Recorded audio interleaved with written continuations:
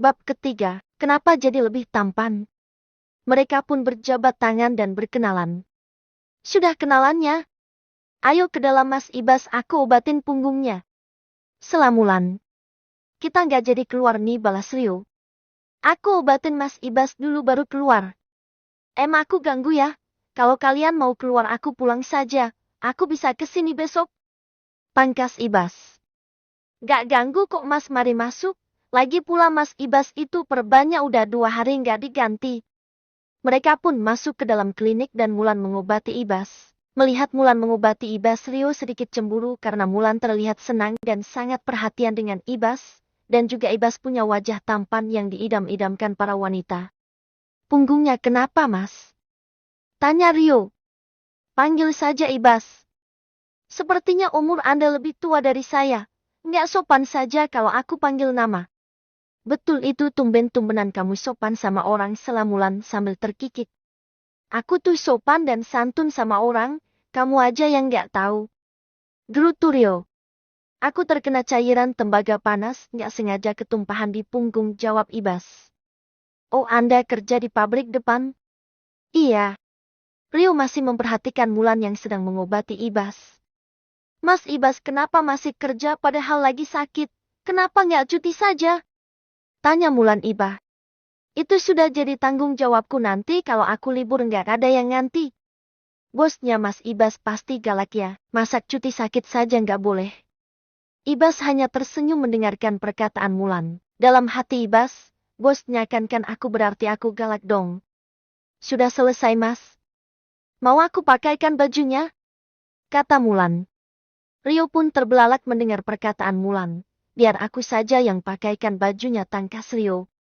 Oke, jawab Mulan singkat tanpa merasa kalau Rio cemburu.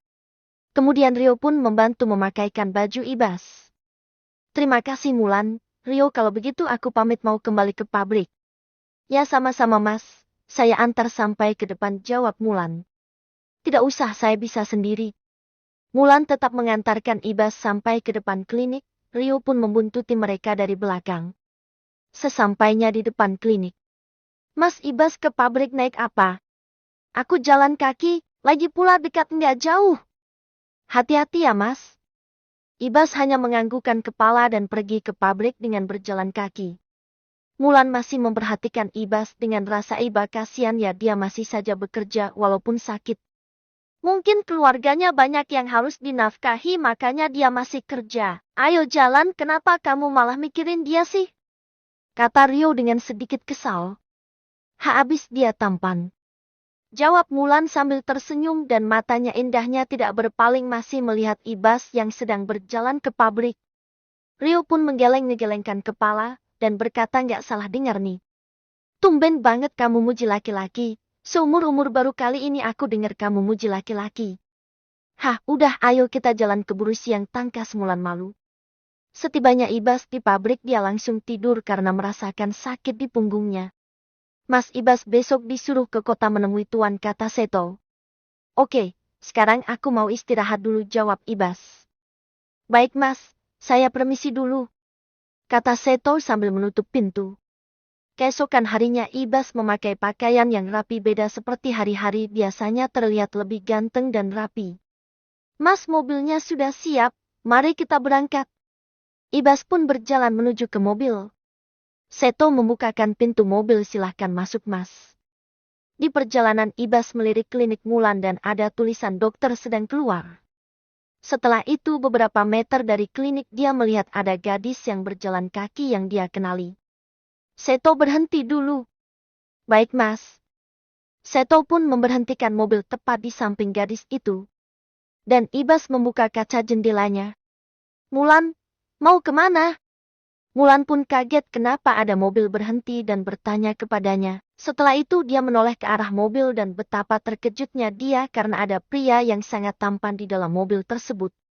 Ibas terlihat lebih tampan karena memakai pakaian yang rapi. Mas Ibas, aku sampai Pangling lo. Aku mau ke kota ke rumah papa. Sama dong, aku juga mau ke kota. Ayo masuk bareng aku saja. Gak ngerepotin nih Mas. Gak lagi pula kan kita searah. Oke kalau begitu, terima kasih ya. Mulan pun masuk ke dalam mobil. Mas mau ke kota ada urusan apa? Kok tumben pakai pakaian rapi? Naik mobil mewah lagi ini pasti mobil bosnya Mas Ibas ya, tanya Mulan penasaran sambil berbisik. Ibas pun tersenyum mendengar perkataan Mulan. Seto juga tersenyum di balik setel mobil mewah tersebut. Ada urusan mau ketemu sama bos besar, makanya pakai pakaian rapi dan pakai mobil bagus. Jawab Ibas. Mulan pun mengangguk sambil mengagumi betapa mewah mobil yang ia tumpangi. Kenapa pulang ke kotanya nggak hari libur? Tanya Ibas. Ada urusan di rumah. Papaku tadi malam telepon katanya ada yang mau dibicarakan. Tiba-tiba ada motor lewat di depan mobil mereka dan Seto pun mengerem dengan mendadak. Aduh, seru Ibas karena punggungnya yang sakit mengenai senderan belakang kursi. Maaf Mas Ibas, ada motor tiba-tiba lewat, kata Seto. Iya nggak apa-apa. Sakit ya Mas? Tanya Mulan. Sedikit sih. Coba saya lihat. Kemudian Ibas membuka bajunya di mobil dan Mulan pun melihat luka yang sedikit berair itu. Ini kira-kira perlu diobati loh Mas. Gimana kalau nanti mampir dulu ke rumah, kata Mulan. Gak usah lagi pula, aku sudah ditunggu sama bos. Jadi tidak ada waktu untuk mengobati lukanya. Mulan pun membantu Ibas memakai bajunya kembali. Tercium bau harum dari parfum Ibas. Seperti parfum mahal yang sering ada di mall-mall. Mulan pun sedikit terlena dengan aroma parfumnya Ibas. Mulan, halo? Maaf Mas. Kenapa kok bengong? Kamu mabuk kendaraan? Enggak kok Mas, cuma ngantuk di dalam mobil yang nyaman dan dingin ini. Dan juga di sampingku ada pria ganteng, kata Mulan dalam hati. Aduh Mulan, apa sih yang kamu pikirkan, bisik Mulan. Kenapa Mulan? Tanya Ibas mendengar Mulan berbisik sendirian. Gak apa-apa kok Mas. Ibas pun semakin penasaran dengan wanita di sampingnya itu. Dia gadis yang baik perhatian dan cantik, serta masih muda. Baru kali dia penasaran dengan seorang wanita setelah sekian lama hatinya membeku karena ditinggal Alin. Tak terasa mereka pun sampai di rumah Mulan. Sudah sampai Mas, ini rumahku. Rumah yang lumayan besar dan mempunyai halaman yang cukup luas. Oh, ini rumah kamu ya, tanya Ibas. Mau mampir dulu Mas? Tawar Mulan. Gak, terima kasih, lain kali saja ya. Kemudian Mulan keluar dari mobil. Dan berdiri di sisi jendela mobil sambil memungkuk. Terima kasih ya Mas sudah mau mengantarku ke rumah. Sama-sama, mau pulang kapan? Kayaknya besok pagi, naik taksi online. Jangan naik taksi, besok pagi aku jemput ya. Sambil menutup jendela mobil. Tapi Mas. Mobil pun berlalu dan Mulan melambaikan tangan kepada Ibas sambil tersenyum. Di dalam mobil Ibas masih memperhatikan Mulan melalui spion sambil tersenyum. Seto pun memperhatikan kelakuan bosnya yang tidak seperti biasa. Dokter Mulan cantik dan baik ya Mas, masih muda lagi. Kata Seto sambil tersenyum. Apa sih Seto? Ayo cepat, sudah ditunggu ayah nih. Jawab Ibas gugup. Baik bos. Mobil mereka pun melaju menuju rumah Ibas. Di sisi lain ibu tiri Mulan melihat Mulan diantar oleh mobil mewah dari atas balkon kamarnya. Tapi dia tidak melihat orang yang mengantar Mulan, hanya Mulan yang keluar dari mobil itu. Ibu tiri Mulan bernama Maira dan adik tirinya bernama Intan. Dia juga punya anak dengan papanya Mulan, namanya Leo. Mulan sangat sayang dengan Leo. Leo masih berumur 7 tahun dan sangat sayang dengan Mulan daripada dengan kakaknya Intan. Tok tok tok, assalamualaikum. Waalaikumsalam Kak Mulaan.